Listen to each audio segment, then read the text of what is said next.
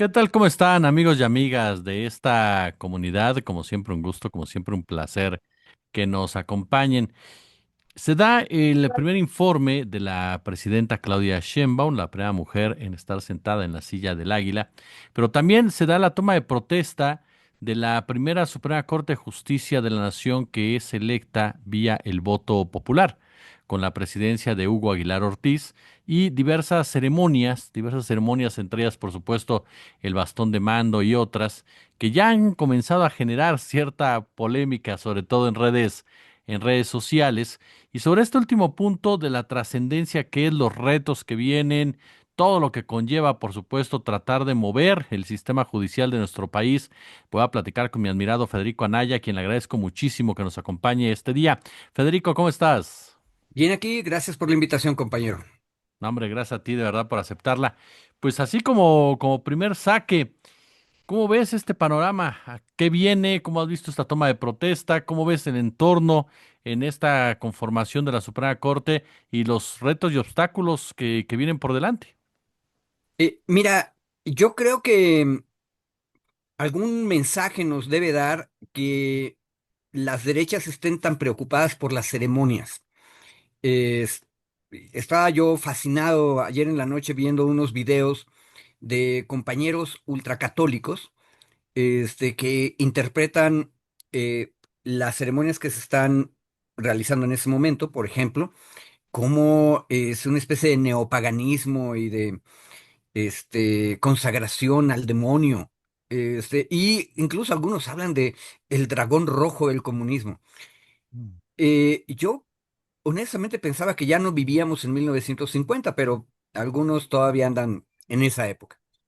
Pero lo extraño del punto es que están preocupados más por eso que por otras cosas, como por ejemplo la cuestión de si la nueva corte será más estricta en materia de cobrar impuestos a los grandes deudores del fisco. Porque una de las cosas que de alguna manera tuvo mucho éxito en el proceso electoral era que había mucho enojo popular contra la buena onda de permitir a los litigantes de grandes empresarios alargar los asuntos de tal manera que el Estado, el fisco, no podía cobrar impuestos ya debidos. Ahora, más interesante, Jesús, en eso es otra reacción. Ahorita yo fui facilón y entonces escogí la crítica de esta derecha un poco loca, anticomunista y ultracatólica. Pero también está enojado el señor Salinas Pliego.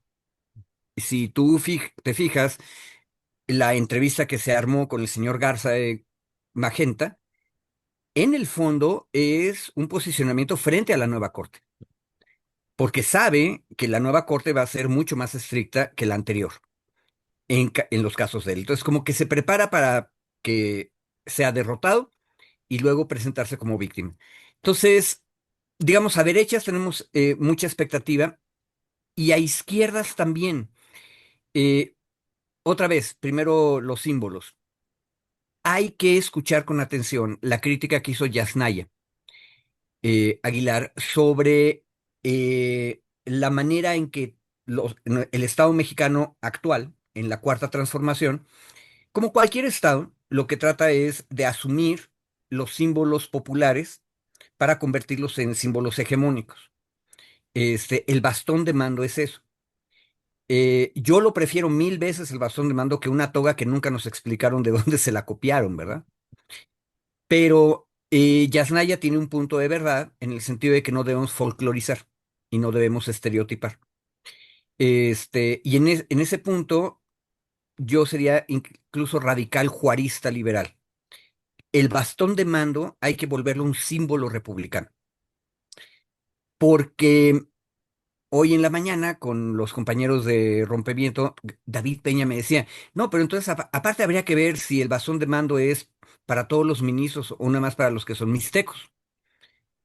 Y yo le decía, no, en realidad es para todos. O sea, el bastón de mando tiene que dejar de ser el símbolo de uno solo de los pueblos de México y convertirse en un símbolo de todos los pueblos y de la República.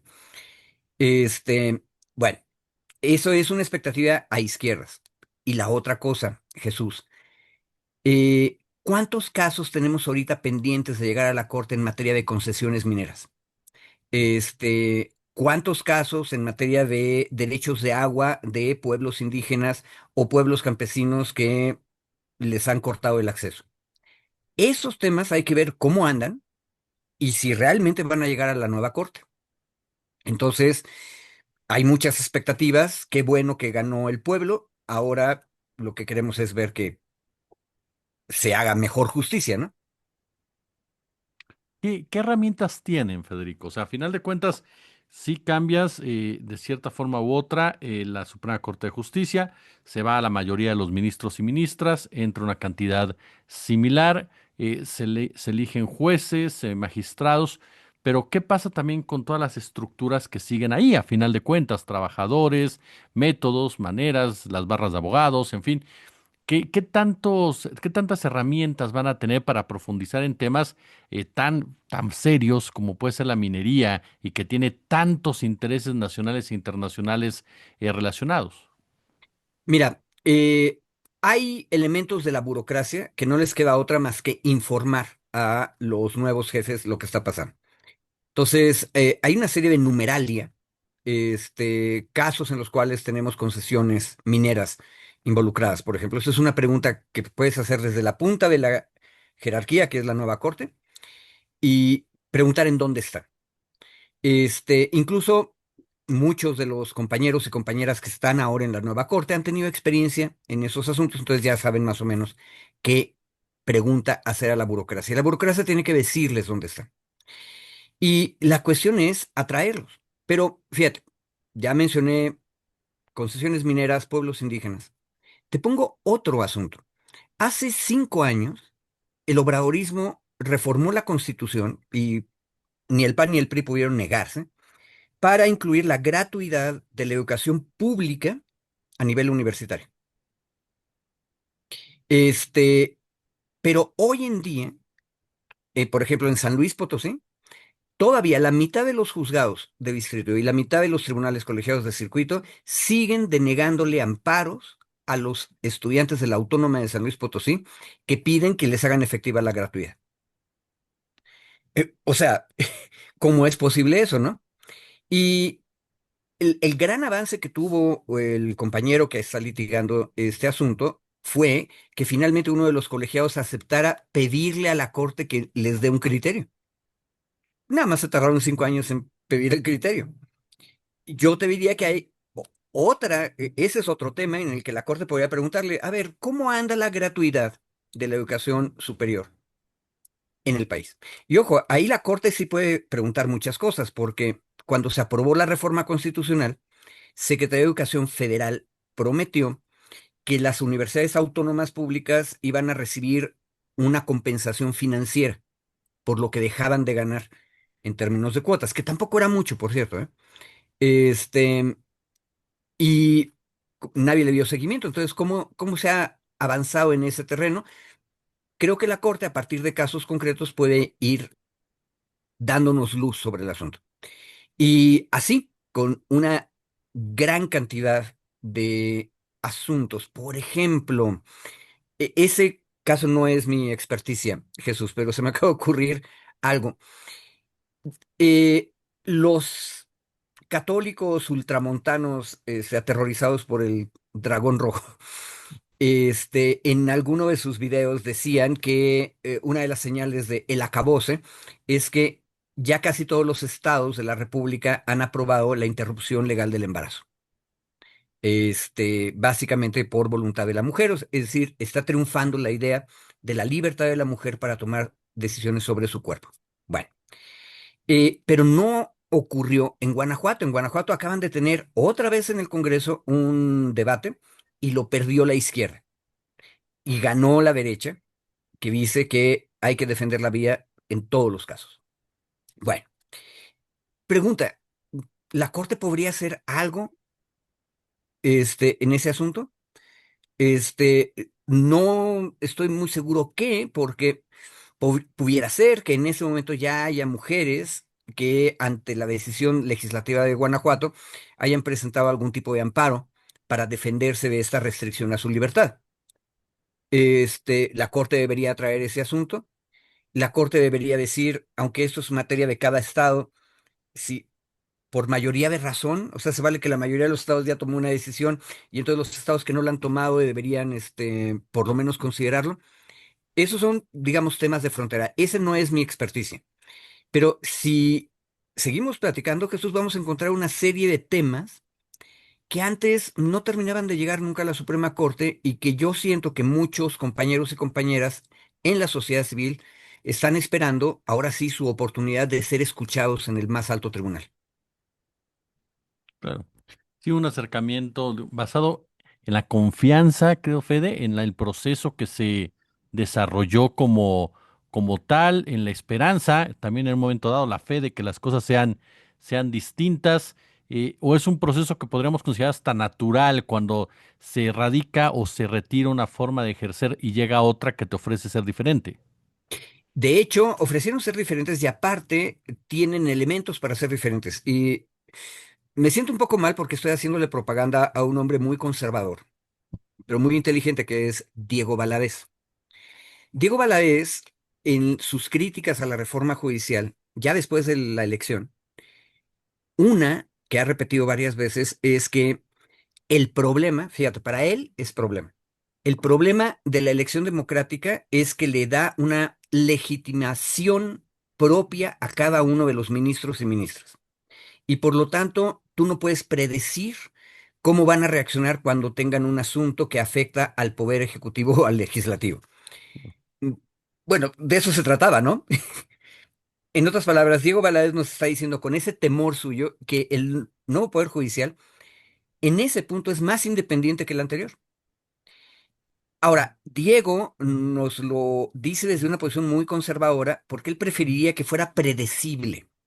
Entonces es mejor que tú propongas desde la presidencia y luego el Senado escoja de una terna.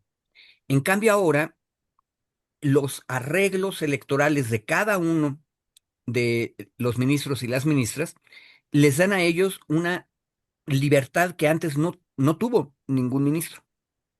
Y eso es interesante porque entonces habríamos de preguntar agendas. Nosotros estamos muy socializados con la agenda, por ejemplo, de Lenia Batres, menos con la de la compañía Ortizalf, por ejemplo, mucho menos con Giovanni Figueroa, pero conocemos la de Hugo. La pregunta es, esas agendas personales, de acuerdo con Diego Valadez, tendrían ahora más posibilidad de funcionar. Y detrás de cada agenda personal hay grupos que tienen interés en llegar. Y no son nada más las barras de abogados, Jesús. Esa es la parte más bonita de la historia. ¿Quién más aparte de ellos, querido? Mira, hay un grupo de litigantes en las organizaciones no gubernamentales. Por ejemplo, yo me podría imaginar que Giovanni Figueroa, que viene del mundo académico, la Ibero, de la Ciudad de México, ha tenido por lo menos contacto con las redes de abogados, defensores de derechos humanos, o por lo menos teóricos de derechos humanos a nivel académico. Y ahí hay una serie de temas importantes. Algunos los conocemos porque fueron parte del pleito entre el viejo Poder Judicial y Andrés Manuel. Por ejemplo, la cuestión de la prisión preventiva oficiosa, que es un tema que todavía es candente. Entonces, las ONGs, en esa parte, siempre les decimos izquierda buena ondita, pero ahí sí es izquierda de veras. Han estado defendiendo que la prisión preventiva no puede ser automática. Los jueces tienen que decirte por qué van a privar de su libertad a alguien que todavía tiene presunción de inocencia. Y, detalle, acuérdate, Jesús, ese es el criterio del pleno norte del Poder Judicial, que no importa que esté en la Constitución un delito, el juez siempre tiene que ponderar las razones por las cuales va a imponer la prisión preventiva. Es decir, es oficioso discutirlo, sí, pero no es automático poner en prisión preventiva a la persona. En cambio, la mitad sur del país tiene el otro criterio. Como ya está en la Constitución, ya ni lo discuto. A mí me gusta mucho más el criterio del Pleno Norte. Me parece más garantista. Y aparte no cuesta nada. Y la parte más bonita, lo he repetido ya varias veces, fíjate cuando un juzgado penal federal en Hermosillo decide que al hijo de Julio César Chávez, que está acusado de delitos que están en el artículo 19, que son graves, de todas maneras lo dejó con prisión domiciliaria. ¿Por qué? Porque allá es el Pleno Norte. Y entonces, en el caso concreto de este acusado, el juez decidió que no había elementos de peligrosidad o de que se fuera a escapar, que es una cosa que luego no le quedó claro a la sociedad porque te acuerdas que lo agarraron en Estados Unidos, pero lo que no nos habían explicado es que la acusación del Ministerio Público en México se hizo después de que él había viajado a Estados Unidos. Entonces no es que se escapara, ¿sí? Entonces el juez tomó la decisión de que él va a seguir en libertad su proceso. Cuando le preguntan a la presidenta Sheinbaum que qué opina de eso, como para sacar otra vez raja y el pleito, la presidenta dijo, esa fue la decisión del juez. Por supuesto, es la decisión del juez de primera instancia, seguramente va a haber una apelación de parte del Ministerio Público, habrá que ver qué dice el tribunal colegiado, pero el criterio es el criterio del Pleno Norte, entonces probablemente se va a mantener. Eh, la presidenta, que es la cabeza del Poder Ejecutivo, en ese punto mostró confianza en el nuevo Poder Judicial. Vamos a ver cómo tratan ahora este tema, que es un tema complicado. Acuérdate que cada persona que metes en automático en prisión preventiva es un Vallarta en potencia. O sea, tú como juez y como sociedad deberías pensar, ok, lo voy a meter ahora por prisión preventiva y dentro de 17 años va a seguir ahí. Esa es la pregunta humanista que tenemos que hacernos. Y ese es un problemón que la Corte tiene que ayudarnos a resolver, ¿verdad? Oye, Fede, tú conoces el Poder Judicial desde adentro, has estado cerca de, has estado litigando, has estado operando, en fin. Y yo te quiero hacer una pregunta también respecto al caso de Hugo Aguilar particularmente. ¿Por qué de repente es tanto ataque a su origen? O sea, de repente se soltó una especie, tú lo ves desde afuera, lo ves más por el entorno político, es parte de un conservadurismo que existe también en el Poder Judicial que algunos ubican como parte de una élite blanca. ¿Tú cómo lo leerías? Mira, hay un elemento de racismo, ya lo mencionaste, y también hay un elemento de clase. Eh, el defecto principal de la Corte que salió es que reforzó los elementos buenos, pero también los malos, de una carrera judicial que siempre había estado muy ligada a las clases altas mexicanas que tienden a ser criollas. Criollas en el peor sentido de la palabra latinoamericana. Es decir, estos europeos nacidos en América, se hubiera dicho en 1700, en 1800, ¿verdad? Y que se consideran en muchos sentidos colonos en un país que es distinto cultural y étnicamente a ellos. Eh, Hugo, aparte de todo, es, por decirlo así, es un nieto, bisnieto de la Revolución Mexicana, que estudió derecho y litigó a finales del siglo XX en un sistema, Oaxaca, en que la revolución sí se había institucionalizado. Es más, en algún artículo que conté yo, el caso que a mí me tocó litigar con él en Cajonos, que es por el municipio de Yalalaj, la otra persona que estaba ahí era Aquino, Joel, un líder zapoteca maravilloso que todavía vive allá y sigue en Yalalaj, dando consejo y guía a su pueblo. Y yo platicando con él descubrí que el ciudadano Aquino tenía un hermano que era general del ejército. Es decir, fíjate la composición político-social del mundo oaxaqueño. Todo el mundo se queja de Oaxaca porque es bien complicada, barroca, enredada cual si fuera un queso Oaxaca, ¿verdad? Pero también la riqueza de esa sociedad es uno de los triunfos de la Revolución Mexicana. Y Hugo es el nieto o bisnieto de eso. La parte más terrible de la campaña fue cuando un amigo mío, que conocí yo en Georgetown, cuando estaba estudiando yo en el extranjero, mexicano, y por otro lado muy liberal y muy decente, me confiesa que él no tenía ni idea quién era Hugo. Y digo, ¿cómo no vas a tener idea? Lleva 6 años en el INPI, pero antes lleva 20 años litigando en estos y estos y tales asuntos. Es más, en Oaxaca sus malquerientes hasta lo ligan con este, el priismo de Eladio Ramírez, cuando en realidad el grupo en el que se formó Hugo eran los opositores de izquierda de Ramírez, ¿sí?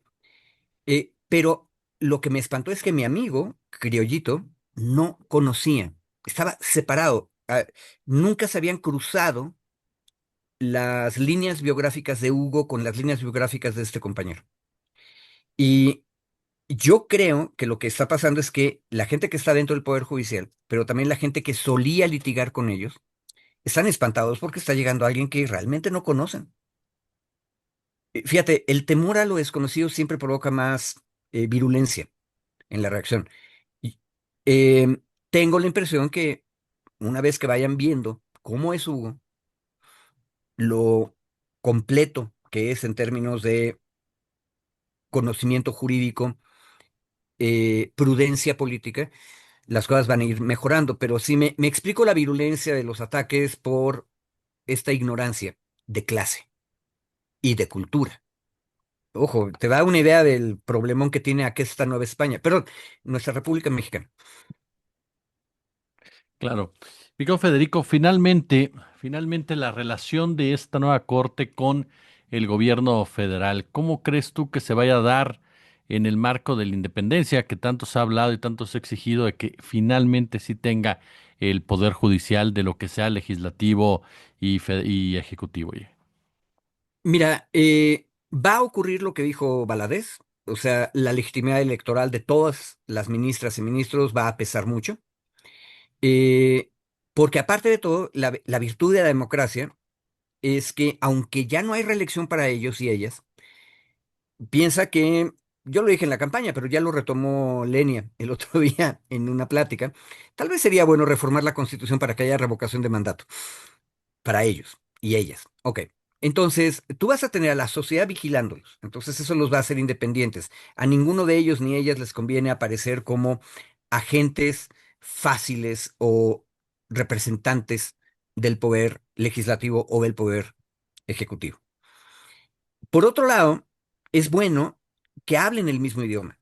Lenia se aventó casi 2 años tratando de convencer a sus compañeros ministros y ministras que había que tomar en consideración el impacto fiscal, financiero que pueden tomar decisiones de la Corte, ¿no? O sea, ¿cómo es posible que sigamos dejando que este hombre no pague tales impuestos? ¿O por qué vamos a tomar una decisión que lo que hace es desarmar al SAT en una cantidad de cosas que hacen daño al erario público? Y te acuerdas que le contestó, me parece, Lainez Potisek, es que eso nunca se discute, eso es otra cosa. No, sí hay que discutirlo. Y importa que el gobierno ejecutivo o las cámaras tengan personas que hablan su mismo idioma y las mismas preocupaciones. Eso ayuda mucho. Pero eso no significa que no sean independientes, significa que puedes platicar con ellos y cabildear bien. Entonces, creo que van a ser independientes, que no les conviene alinearse, pero que sí tienen un lenguaje común que permite la colaboración de poderes. Y una cosa bien importante, en las mesas de paz y seguridad, que es parte del mecanismo de seguridad pública que se estableció en el gobierno de Andrés Manuel y que todavía siguen funcionando, las 266 a nivel regional y las 32 en cada estado. ¿No debería haber una silla para el Poder Judicial Federal? No deberíamos tener ahí a un representante de la Judicatura Federal que diga, oigan, la verdad es que el fiscal de este estado siempre presenta mal sus acusaciones y así no podemos seguir el proceso porque están arrestando mal a las personas, los están acusando mal, no hay pruebas bien preparadas. Esa palabra se necesita para mejorar el trabajo de las fiscalías. Pero ahorita, si lo piensas bien, no hay colaboración. Entonces, la elección al volver común el origen del poder ejecutivo, del poder legislativo y del judicial, que es la voluntad popular, rompe esta barrera de que yo estoy aquí en mi ventanilla esperando nada más a que presenten el amparo y no tengo por qué meterme más allá. No, eres parte del gobierno, siéntate y discute con nosotros las cosas que ves mal. Ojo, y no hay mala voluntad. Si te fijas, nadie ha dicho que las fiscalías estén funcionando bien. Al contrario, y todo el mundo dice que aparte de las fiscalías tenemos que reformar ya la Defensoría Pública. Entonces, fíjate, toda la virulencia de los ataques de la derecha de pronto nos distrae de las cosas que ya nos habíamos comprometido. Fiscalías, Defensoría Pública, y un acceso más popular a la justicia. Em, por cierto, ¿sí te enteraste que nos quedamos 2 meses sin poder judicial de la Ciudad de México? Sí, sí, sí, sí. Ok, eso es una violación gigantesca al artículo 17 constitucional que dice que debe haber justicia pronta y expedita, ¿no? Ahora, no se cayó la sociedad, entonces, problema, significa que tampoco significaban tanto para nuestra sociedad. Falta mucho que trabajar y el día de hoy apenas estamos empezando la mayor parte de esta narrativa y de esta novela republicana. Mi querido Federico Anaya, yo como siempre te agradezco estos minutos que nos otorgas y que nos permites aprender tanto de ti. Oye, muchísimas gracias. Una cosa, estemos pendientes, acuérdate que el día de hoy nos vamos a enterar quiénes son ya el resto de los miembros del órgano de administración judicial y ahí sabremos si la aristocracia y los mayordomos sobrevivieron o no sobrevivieron. Este, hay que estar pendientes. Este partido no se acaba, es como el béisbol, ¿verdad? Entrada tras entrada Vainitas, tras. vainitas. Exactamente. Muchas gracias, querido Fede. Sale. Cuídate vos. Hasta luego, Jesús.